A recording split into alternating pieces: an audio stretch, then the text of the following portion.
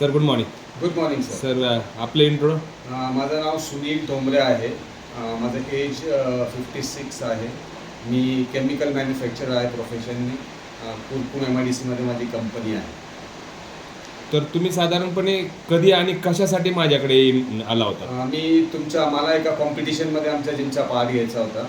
तर वेट लॉससाठी मी तुमच्याकडे आलो होतो. एक 4.5 महिन्यापूर्वी डिसेंबरमध्ये मी तुमच्याकडे डिसेंबर 24. डिसेंबर 24मध्ये. आज दिनांक आहे आज 1 मे. आहे. तुमची जर्नी कशी कशी सुरू झाली आपल्या ह्या ट्रीटमेंटची ती थोडक्यात सांगा मला. तुम्ही दिलेला एक 1 मील डाएट होता. तो डाएट मी स्ट्रिक्टली तेव्हापासून आत्तापर्यंत फॉलो करतो आहे. आणि तुम्ही जे आयुर्वेदिक मेडिकेशन दिलेलं आहे बरोबर, ते भरपूर हेल्प करतं आहे तुम्हाला फिजिओलॉजी बरोबर ठेवायला.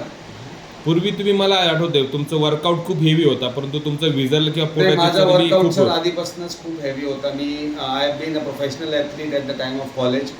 माझा वर्कआउट पहिल्यापासून खूप छान आहे. पण माझा वेट लॉस होत नव्हता कधी. पोटाची चरबी प्रचंड होती. कधीच नाही. आपल्या त्या फोटोमध्ये आपल्याला दिसेल आहे. माझा आतापर्यंत टोटल वेट लॉस जो झालेला आहे तो 26 kgs weight loss. 26 kilo. 26 kilo in 5 months approximately. 5 महिन्यामध्ये. 5 months. त्या 5 महिन्यामध्ये काय काय वेट लॉसच केला आपण नाही, पण दुसऱ्या पण बऱ्याचशा गोष्टी आपण केल्या की मी जे जिम मध्ये पार्टिसिपेट केलं होतं कॉम्पिटिशन मध्ये, तिथे वेट हा फक्त फॅक्टर नव्हता. कारण वॉटर वेट असतं, फॅट लॉस असतो, मसल लॉस असतो.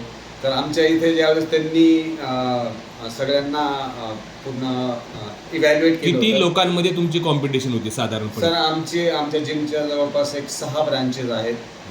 त्या 6 ब्रांचेसमध्ये ही कॉम्पिटिशन. किती लोक त्याच्यामध्ये? आमची पूर्ण स्ट्रेंथ असेल एक 3-4 हजार. 4,000 लोकांमधली कॉम्पिटिशन घेतली गेली, त्याच्यामध्ये तुम्ही सुद्धा सहभागी झाला. आपण या जे 5 महिन्यामध्ये बऱ्याचशा लोकांचा जो गैरसमज आहे की बाबा प्रोटीन पावडर घेतल्याशिवाय किंवा ते नाही घेतलं तर मसल मास वाढत नाही, किंवा असं तुमचं याबद्दल काय म्हणजे आपल्या डाएटमध्ये? आमच्या जिमच्या कॉम्पिटिशनमध्ये त्यांनी इव्हॅल्युएशनच्या वेळेस हा क्रायटेरिया ठेवलेला होता की फक्त फॅट लॉस झाला पाहिजे, मसल गेन झालं पाहिजे. तर मी ज्यावेळेस सुरू केलं त्यावेळेस माझा मसल मास 29 होता. And within 4 months now it is 33. त्यात प्रोटीन सप्लिमेंट जे पावडर सप्लिमेंट्स मी काहीही घेतलेलं नाहीये. म्हणजे आपले जे गरज पण पडत नाही आपल्याला. आपल्या रेग्युलर आहारातनं मी जे तुम्हाला ज्या गोष्टी दिल्या होत्या त्याच्यातनं भरपूर काही एक घेऊन पण तुमचे रिपोर्ट्स नॉर्मल आलेले आहेत. तुम्ही एक ॲडवाईस काय देऊ शकाल की नवीन जर्नी? बरेचसे लोक वेट लॉसचे खूप पद्धती आहेत, त्याच्याबद्दल त्या पद्धती चांगल्या पण असतील, पण सस्टेनेबल डाएट या उद्देशाने तुम्ही काय सांगू शकाल बाबा? या जर्नीमध्ये तुम्हाला काय वाटलं ह्या ट्रीटमेंटचं वैशिष्ट्य? एक आहे की वेट लॉसची जी जर्नी आहे, जशी गेनची जर्नी आहे ती it is not an overnight journey. तसं वेट लॉसची जर्नी पण ओव्हरनाईट असू शकत नाही. It is a gradual process. आणि तुम्हाला समजा 5 महिने लागले, इतरांना 5 महिन्याच्या ठिकाणी वर्ष लागू शकेल. प्रत्येकाचं शरीर वेगवेगळं असतं. It is a gradual decrease. त्यामुळे तुम्ही फक्त त्याला लागून राहिलेलं पाहिजे की मी करतोय. आता तुमचे जे एवढे किलो वेट लॉस झाला असं आपण म्हटलं, या वेट लॉसमध्ये बरेचशा लोकांना वाटतं अरे उपासमार केली असेल किंवा बरेचसे पदार्थ नुसते सॅलडवर ठेवला असेल, स्मूदीवर ठेवला असेल. तुमच्या आहारात काय काय पदार्थ मी सांगितले? तुम्ही मला जे दिलेलं होतं घरचा सगळा आहार दिलेला होता. मी सगळं खात होतो, फक्त स्वीट्स आणि शुगर बंद होतं. ते आपल्या म्हणजे आपल्या डाएटचा मूळ कन्सेप्टच आहे की डॉक्टर दाते नो शुगर डाएटमध्ये आपण साखर, गुळ आणि मध्ये पदार्थ येऊ देत नाही. त्याच्या व्यतिरिक्त घरातले सगळे पदार्थ, अगदी चिकन बिर्याणी पासून मटन पासून तर सगळं खाल्लेलं. फक्त आपण मटनची जी फ्रिक्वेन्सी होती ती अतिशय कमी प्रमाणात ठेवली, 99% ठेवलेली नव्हती. चिकनवरच जातो. चिकन, अंडे, प्रोटीन, बाकीच्या गोष्टी तुमच्या एकदम छान होत्या. तर तुमची खूप आता सध्याची जर्नी चालली, आता आपला वेट लॉस झालाय, फॅट लॉस झालाय, आता न्यूट्रिशनकडे आपण वळालेलो आहोत सध्या.